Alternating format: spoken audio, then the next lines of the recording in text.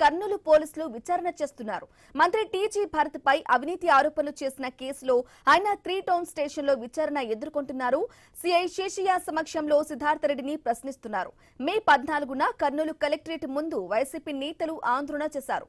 ఆ సందర్భంలో ఓ pharma company నుంచి లోకేష్ కు తెలియకుండా మంత్రి టీజీ భరత్ ముడుపులు తీసుకుంటున్నారని ఆరోపించారు. ఇక దీనిపై సీరియస్ గా స్పందించిన మంత్రి భరత్ కేసు పెట్టారు. దీంతో బిఎన్ఎస్ లోని 5 సెక్షన్ల కింద సిద్ధార్థ రెడ్డిపై కేసు నమోదైంది.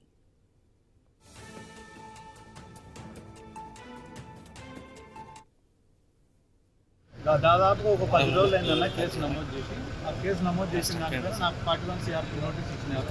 దాంట్లో భాగంగానే ఈరోజు విచారణకు హాజరు కమ్మని చెప్పినారు. ఆ రోజు మీటింగ్లో ఏం జరిగింది, ధర్నాలో ఏమేమి జరిగింది, ఆ రోజు చేసిన ఆరోపణలపైన వాళ్ళు క్వశ్చన్ అడిగినారు. వాటికి ఆన్సర్ చెప్పడం.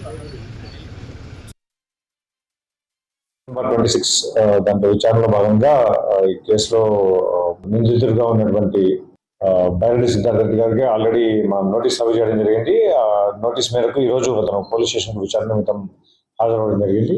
సో విచారణలో మనం కొన్ని ప్రశ్నలు అడగడం జరిగింది. దానికి సంబంధించిన అతని దగ్గర నుంచి పూర్తి సమాధానాలు తీసుకున్న తర్వాత అతనికి మళ్ళీ తిరిగి అతను 35 Class 3 నోటీస్కి కంప్లై చేసినట్లుగా మళ్ళీ అతనితో సిగ్నేచర్స్ తీసుకుని అతను పంపించడం జరిగింది.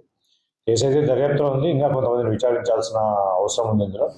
సో విచారణ తర్వాత తదుపరి విషయాలు తెలియజేస్తాం.